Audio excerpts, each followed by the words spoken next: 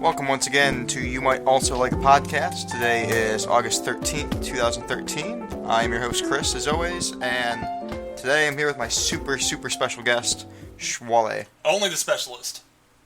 That's right. And Schwallie, what did we watch today? We watched Karate-Robo Zaborgar.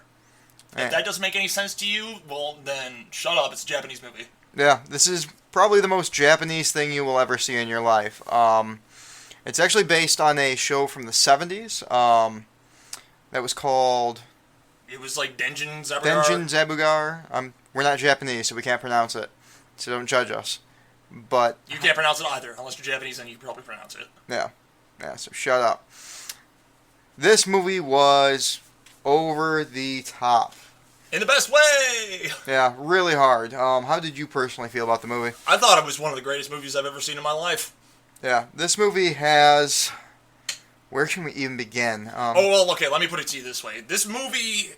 The plot of the movie is that there's a guy who has to fight the evil organization Sigma, who is a bunch of cyborgs, and he has to fight them alongside a robotic motorcycle that knows karate and is made out of the DNA of his brother, who may or may not have died because of drinking man breast milk.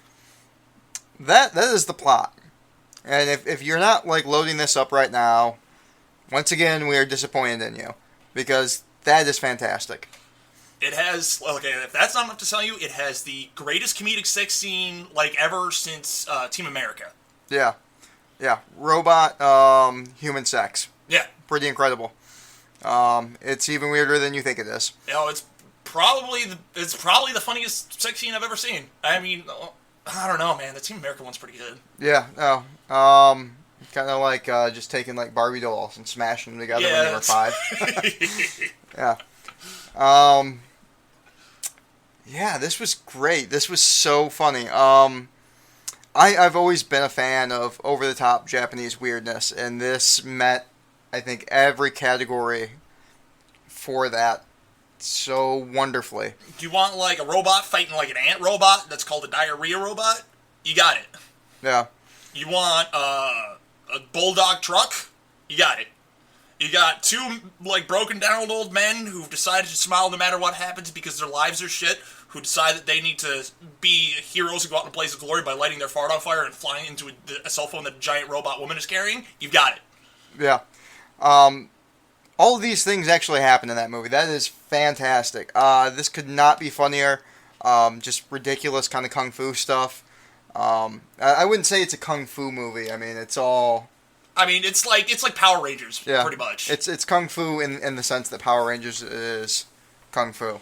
You get into fights where they're doing a camera cut where a guy flips by the camera and does it 3 times because it's a triple dragon kick, and he yells triple dragon kick before he does it. Yeah.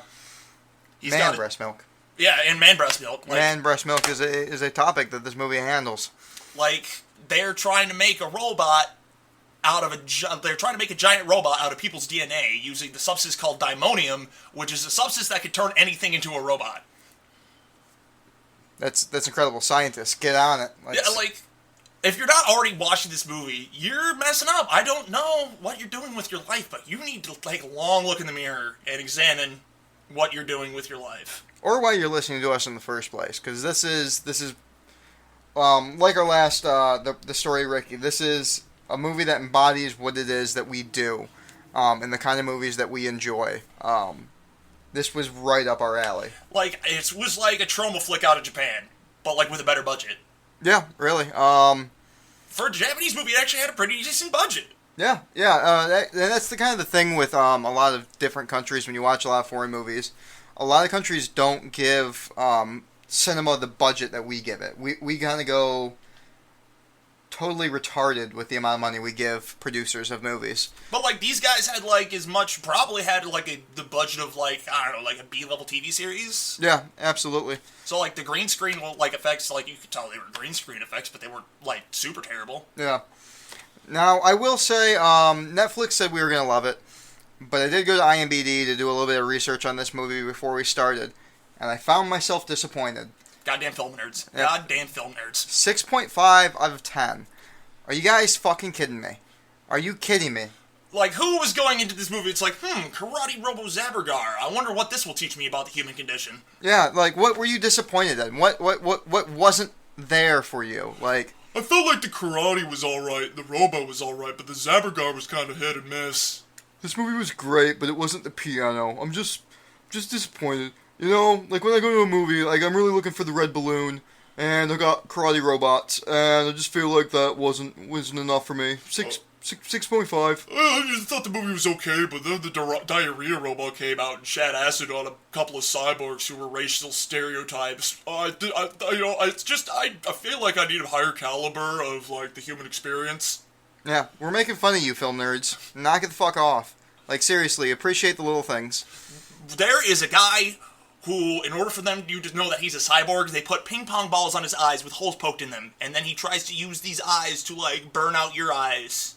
Yeah, and actually at the end of the movie, during the credits, they'll show you clips from the original TV series from And the that 70s. looks awesome! It looks great. So, we haven't watched it, but I can promise you that if you watch that, you will enjoy it.